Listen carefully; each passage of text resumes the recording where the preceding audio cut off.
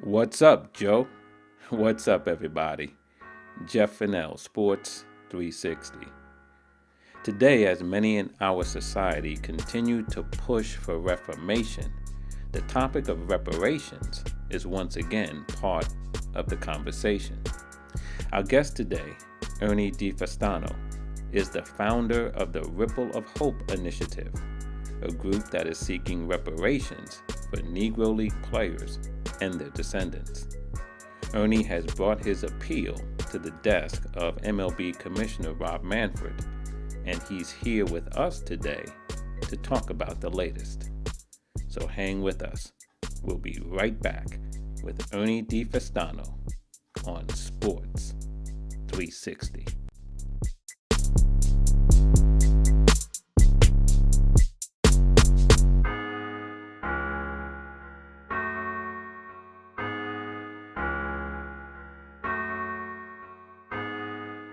Joining me today on Sports 360 is Ernie DiStefano. Ernie is the founder of the Ripple of Hope initiative, and he is the author of the Rippling Manifesto, which is an appeal to Major League Baseball to pay reparations to Negro League players and their families. Ernie, welcome to Sports 360. How are you today? Fine, Jeff. Thank you for having me. It's good to talk to you again. Yeah, it's good to talk to you as well. I'm glad to have you on the show today as we, um, are in the midst of a strange time, Ernie, as we continue to deal with this pandemic, and yet we Yes. see sports, including baseball, hmm trying to return to the field of play. And there are a whole lot of issues to be worked out for baseball, basketball, hockey, and any sport that's looking to return.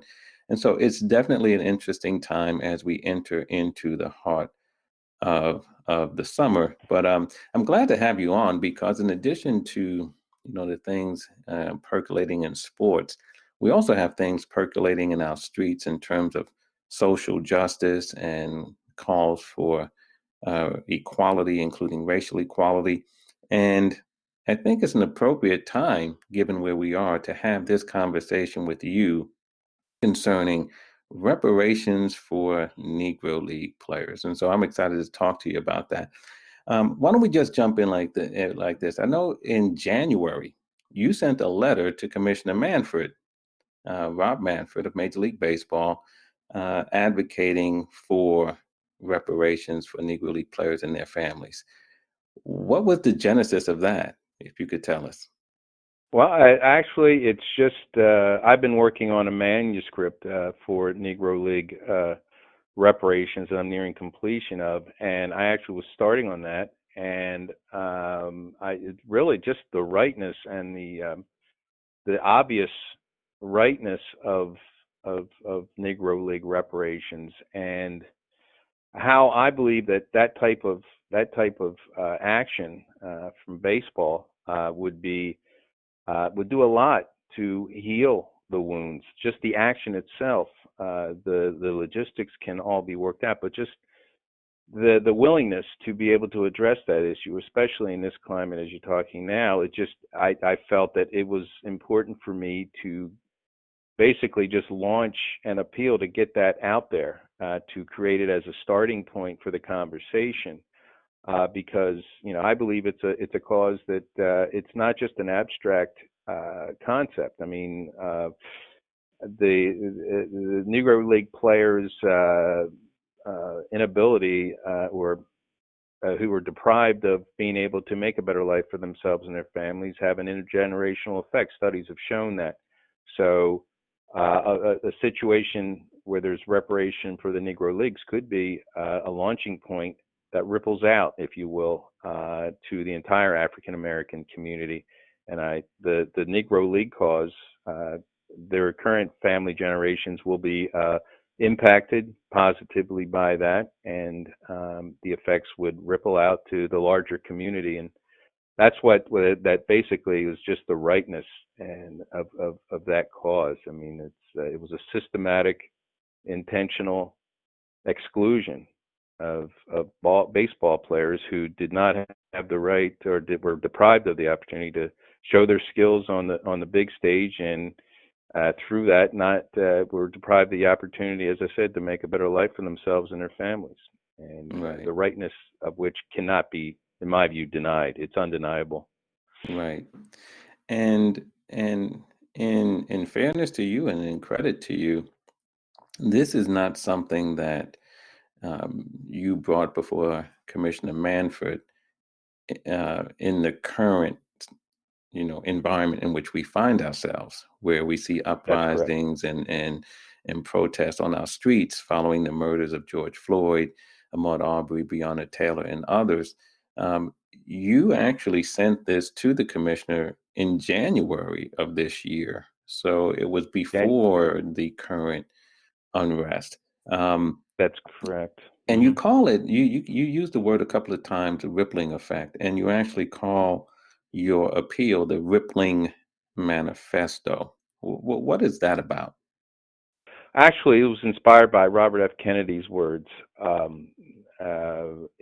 He stated in a speech at some point that when one, and I'm paraphrasing, when one reaches out to help to better the lives of others, when they reach out to those who are poor, who are hurting, when that happens, there's a ripple of hope that goes out to the larger world, and creates a situation where one such act builds upon another, and that's basically, and that's exactly what I'm basing this whole initiative on, is that whole idea of one step toward toward the overall objective of African American reparation. uh, then that ripple will create a situation that will build upon itself and get to the ultimate objective. Is basically, it's an idealistic view, but why not? I think we could use some idealism these days. Right, Um, right. but yeah, I think it's something that we get the ball rolling on that, and it's something that can build upon itself and ripple out. So that's where the rippling piece of that whole idea came from. Got it. And in your manifesto to Commissioner Manford, calling for reparations for Negro League players and their descendants. First, I have to ask you, have you identified who that would, or how many, families and players, Yeah, are we talking yes, I about? have. And Yes, so what they are we are in the talking about in that well. regard? Well, yes. Actually, I go into all the specifics in my book. I have a formula. I've tabulated salaries based on the first established minimum major league salary, which occurred in the 1940s, which was $5,000. And what I did was I took that formula, and I taking inflation into account, I went into each decade and determined what the minimum salary would be during that decade, and then I calculated how much money that would translate to today. In my book, I have 130 players that I've identified based on their WAR scores. And this is my assessment, because WAR is a wins above replacement for those who are not familiar with that, um, and that's pretty much a very important statistic that's used in Major League Baseball in terms of determining a player's value. So I chose that, and I used those scores, those statistics, as a way of determining eligibility for reparation. And I was trying to minimize the arguments against these particular players. The total number of players, there are other players, but for the purpose of my book, I limited it to 130. But there are over 200 players that I have identified, and I will be continuing to calculate what their salaries would be. And at this point, in my manifesto, it could be an adjustment. I indicated that It's a totally different formula than I'm using now, but it is a finite number of players and a finite amount of money that can be distributed uh, in whatever way would be deemed appropriate and efficient for the parties involved.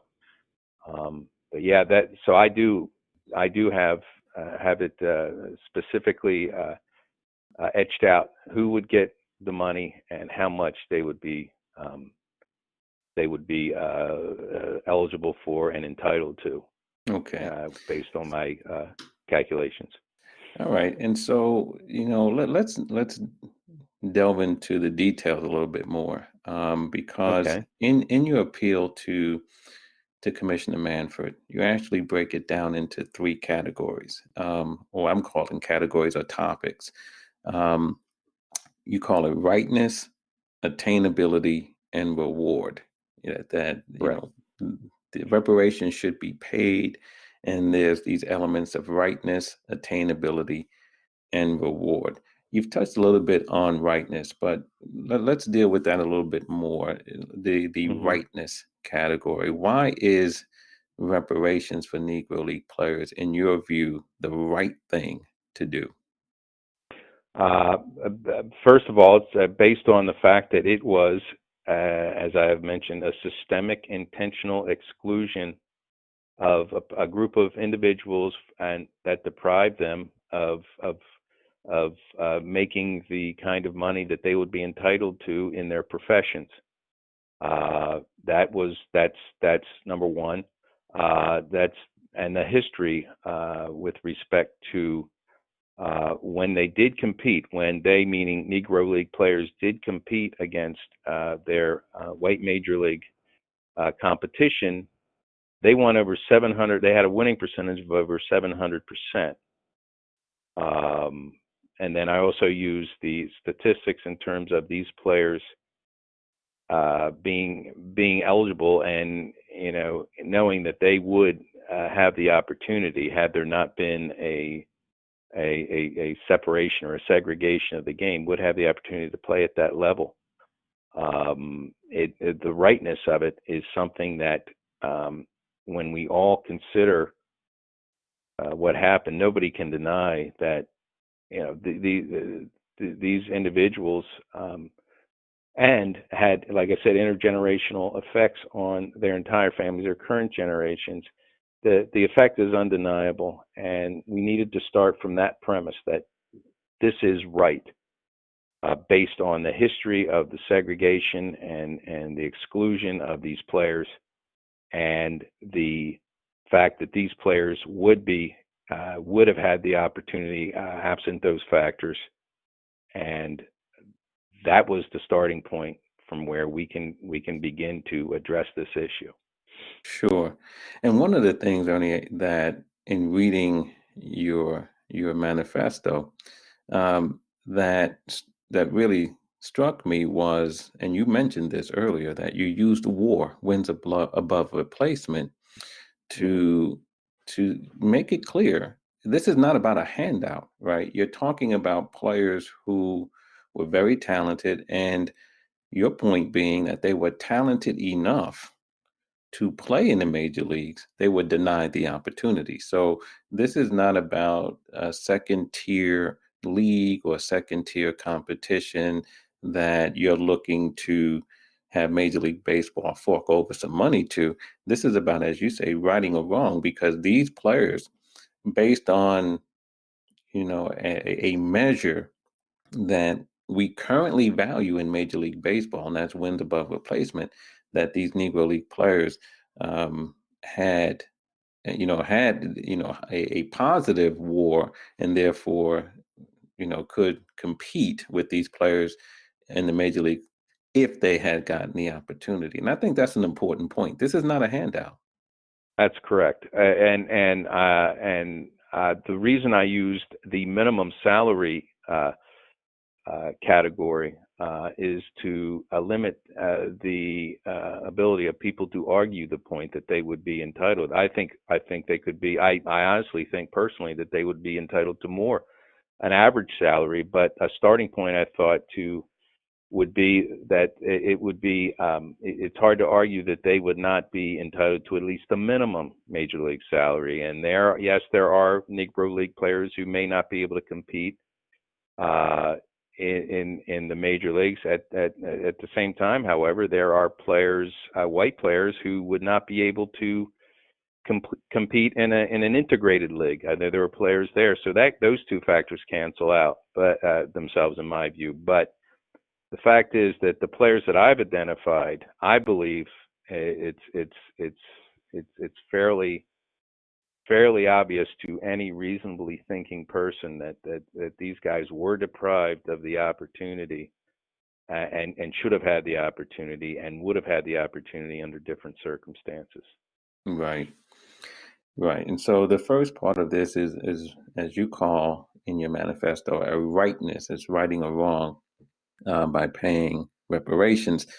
The second point you make is one that you call attainability. And here you get into the economics of what it would mean for Major League Baseball in terms of dollars, right, Right. to make reparations and how many would be affected. So why don't you tell us a little bit about the attainability element of this? Right. This piece, part of the argument is the fact that this would be something a finite number. I'm getting into like you said, the economics and the dollars and cents of it in this section. And what we're talking about is an amount of money that would be, again, a finite amount of money that would be established and distributed to the families. Now, the other piece is, I don't believe it's in the manifesto, but the fact is, if there's certain players or family members, they're surviving family members, we cannot locate, then that money could go to a cause for communities of color in the geographical homes or the locations for those players to help those communities of color. And so that would be the other piece of it. But we're really talking about there's an amount of money, and I'm not going into the specifics in the manifesto because really that's evolving. So the figures that are in that was a starting point based on average salaries.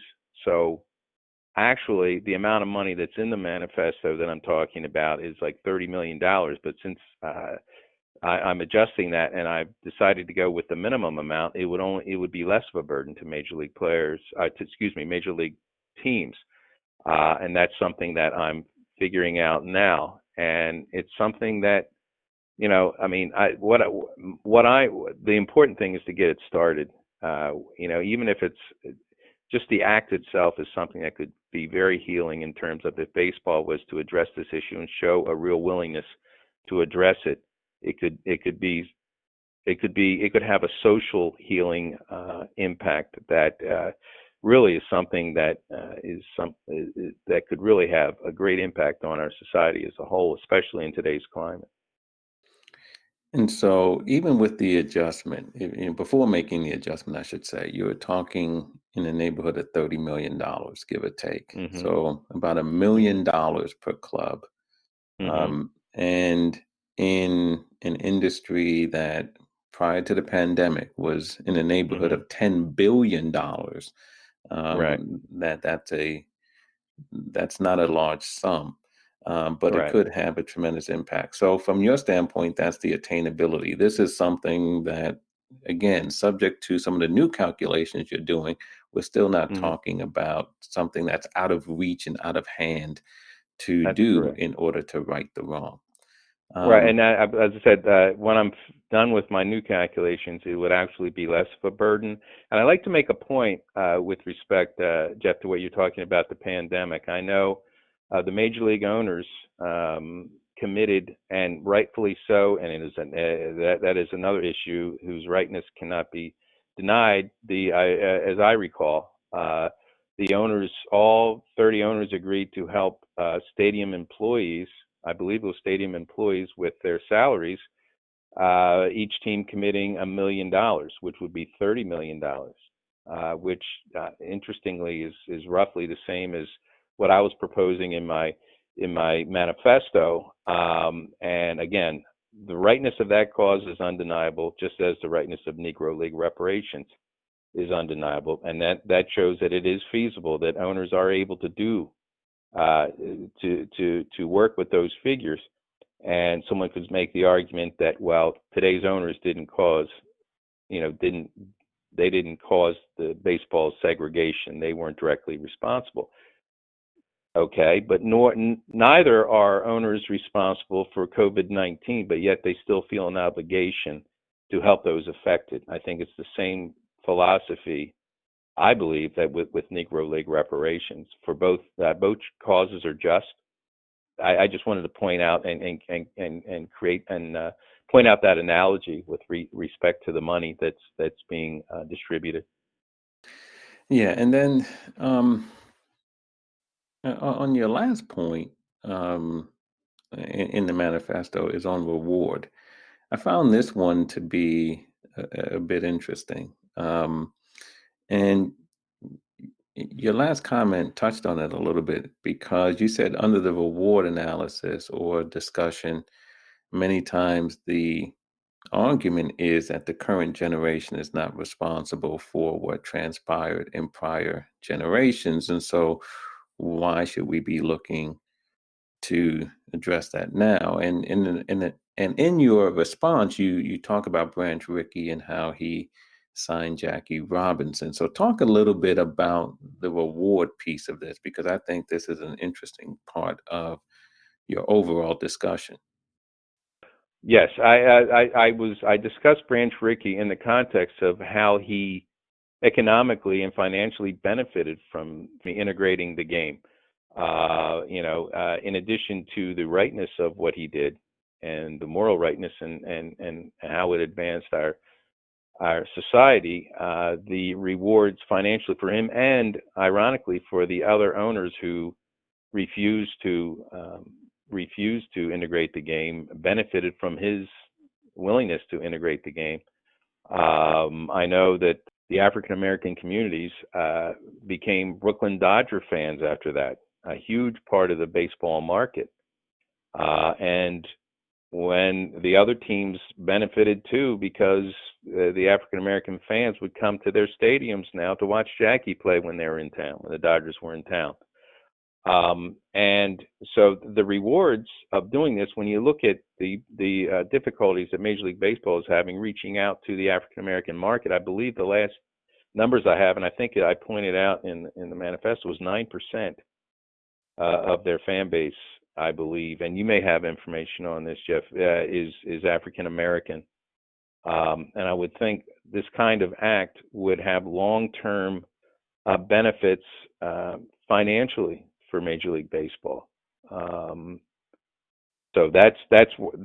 I use Branch Rickey as the example of, yes, what he did was great for our society and our country, but he also had he had economic motivations too, and that was fine in the eyes of a lot of people in the African American community at the time. So that's where that's the approach I was taking in the third piece, was the rewards of such an act would be, I think, significant for the health of the game of baseball. Yeah, and this is where it gets interesting for me, because if it's no doubt that Major League Baseball has a problem in terms of its fan base and the demographics, right? It's older and it's predominantly white male, right? And they have a difficult time with, drawing African American fans and drawing African American players. Major League Baseball will tell you that they're working on both of those. But put that aside, if those who are in support of Negro League reparations or any issue that they feel is right get the sense that Major League Baseball or any entity is doing it with a purpose in mind of benefiting from it, of having a reward, I think there will be some who would have a problem with that, because I think it would bring into question the sincerity and the the authenticity of it. And I get it Right. that, we can have something that's on the surface seems to be right. Um, but if you're going to do right, I think you also have to have the right motivation. Doesn't mean you can't say, well, this is going to benefit me financially. But if that's the driving factor for doing it, Hmm. what's your thoughts on that? Because if for me, I believe that there'll be many people who would say, that that's something that, yeah, we wanted to come for the right From the reason, heart. not just because you're going to benefit in your bottom Right. line. Right. Right. I agree. I mean, I think in a perfect world, and ultimately, I would love for Major League Baseball and private industry to be considering reparations and implementing reparations for based on the absolute rightness and the morality of doing it, the strong a sense of duty and a sense of responsibility for that.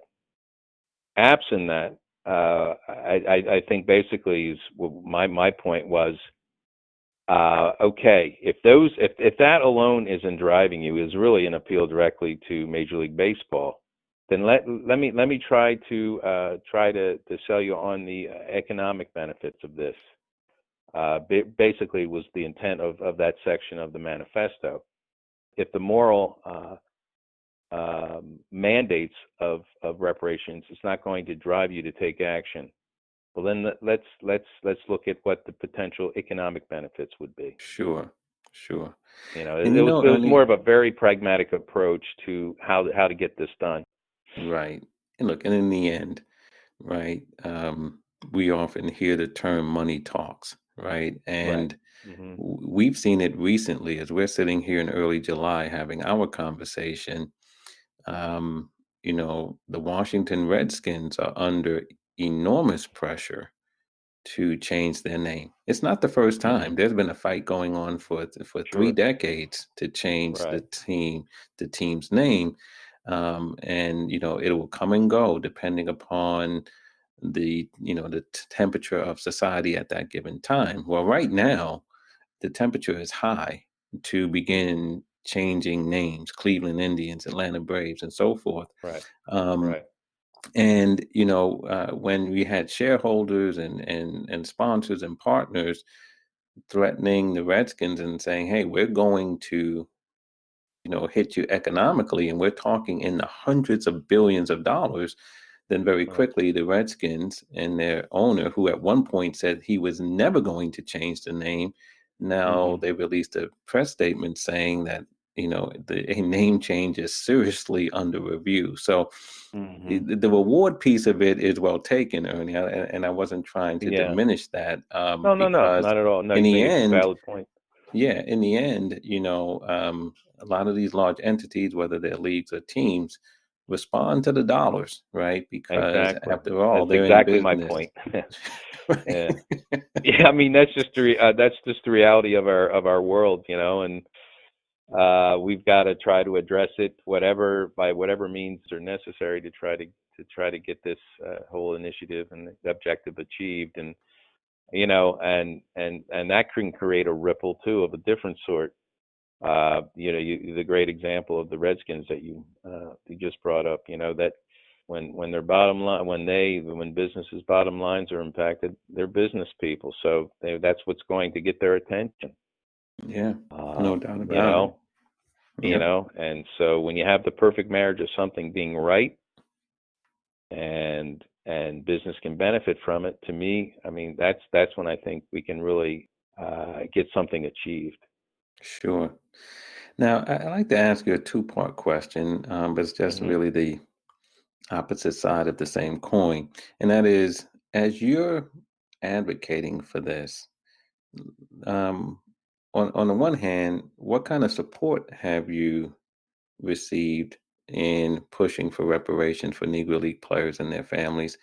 And have you received any opposition?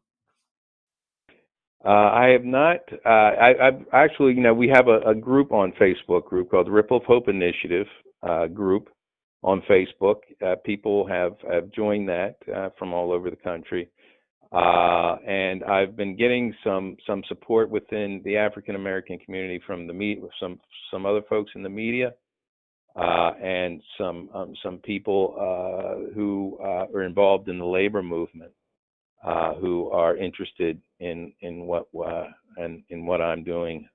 It's something that's evolving. Again, COVID-19 caused an adjustment, and attention went elsewhere in our society, right? And understandably so. And with the Black Lives Matter, with the George Floyd situation and what have you, people are coming back and putting their attention and efforts into related situations related to our cause. And I think it's building momentum because of that. And so we're slowly, brick by brick, developing a groundswell, a grassroots support for this cause. And again, it's the first step, and it's something that can hopefully launch an effort, long-term effort, that can branch out and create a real process of healing. And it's not about who caused the problem, it's about dealing with the problem and resolving the issue. If white Americans, the white community, that I'm a member of, if we want to really distinguish ourselves from our predecessors and the wrongs that they committed, then what better way than to try to right them, and distinguish ourselves from those from past generations and the wrongs of those generations. Right. To me, that's the best way to distinguish yourselves from those, instead of just saying, well, we're not responsible. No, but we can be agents of change and healing that can that we can really allow people to understand that we are not like previous generations of white Americans who have, let's face it, I mean, we have not been good to communities of color. And the best way for us to distinguish ourselves is to actually right those wrongs. That's the bottom line for me. And no argument from me. I'm sure you're going to get any argument from a lot Right. of people who look like me. Let me ask you this question. In terms of support, have you been in touch with any members of the descendants of Negro League players? Are they aware that you have this Ripple of Hope initiative and that you're pushing for reparations? I know I've been in touch and with the Negro League Museum, history. They are aware of what we're doing and helping us in terms of just understanding and being in support of the cause. We also we're reaching out to various entities, and at this point, we would love to have the support of the public support of former major leaguers and current major leaguers, and people in that situation who could really help move our cause forward. So if any are listening to this program, we would certainly love to have you on board and to have you work with us to get this objective achieved. And your manifesto, Ernie, we've talked about it a lot. If someone listening in would like to read it for themselves, where can they find it? They can go on the Stansbury Forum. That's STANSBURY Forum.com. It's the January 23rd issue, if I'm not mistaken, 2020. And it's the rightness of reparations, the Rippling Manifesto. And you can Google it and find it there and read it there. And again, I'm finishing a book, and I hope to get it published at some point in the not too distant future. That will explain all of the identify the players and the figures that we're talking about, and we'll go into a lot of detail for people as far as how we can get this done.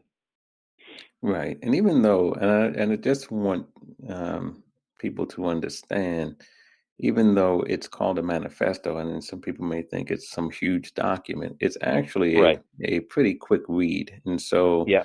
as you said, to go to stansberryforum.com, they could see it there. And it is a quick read. It's not something that will take them uh, an inordinate amount of time to get through. So I encourage everybody to check that out for themselves. Now, one last thing for me Hmm. is, um, have you heard back from Rob Manfred or not? I mean, I know he's probably got a couple of things to do, but have you heard back from Right. Rob, or do you expect to hear back from the commissioner? What's the story on that front? No, I have not heard back from the commission. I know he's had some things that he's been busy with. Do I hope? I certainly hope to hear from him at some point. And yeah, I certainly hope I assume he's read my letter, and I'm sure. I hope that he will get back to me, and just basically what I would like to do is I don't want to ram my concept and my plan down his throat. I simply want to speak with him and decide on a strategy uh, to get this done. What I suggest is simply a starting point for the conversation, and I'm certainly willing to listen to any ideas or suggestions that the commissioner might have on how we can get this done. And but I just wanted to get that out there, that this is something that really, especially now, could be a very, very healing process and healing act uh, that is long overdue and could have, again, rippling effect in our society. And I don't think I'm overstating it, that such an act could be a very, very vital first step in healing the divisions, quite frankly, Sure, in our society. sure. A And small again, step. and as I said at the top, Ernie, and I'm sorry to cut you there, but as I said at the top, when you wrote the letter to the commissioner in January of 2020, we were in a totally different world at that time, both in terms of the That's correct. pandemic and the uprisings. That's correct. And I believe that both of those have contributed to this change, and this call now that we haven't seen in my lifetime and in many people's lifetime. Again, such a real call for social justice. And right now the climate is different, but I believe, for you and for others who are part of the initiative, you have to continue to work in building that groundswell of support, as you look to bring this to Major League Baseball's attention. So, but certainly the time is right to do it. You are actually ahead of the current time. Not that this was a unique call, right? And this has been brought up Right. in times past, but Sure. certainly Sure. right now, your call is certainly relevant, to where we find ourselves as a society. That's yes. I couldn't agree more. And I'm looking forward to just building on this and getting to the point where we can see this happening. And it's encouraging for me to see the support that I'm getting at the community level, at the grassroots level. And actually, to answer a previous question, Jeff, no, I have not received any opposition at this point. I'm sure I was anticipating it, and I'm sure at some point, as this cause builds strength and momentum, I'm sure there are going to be people who are opposed for whatever reason. And I'm prepared for that. But at this point, it's been all positive. So I'm encouraged by that. Well, good. That's good to hear. Well, Ernie, excuse me. I thank you for your time in coming on with us today to talk about this, and wish you nothing but the best as you continue working and pushing forward the initiative, the Ripple of Hope initiative, pushing for reparations for Negro League players and their descendants. So good luck, Ernie, and thanks for stopping by on Sports 360 to talk about it. Thank you, Jeff, for the opportunity. I appreciate it.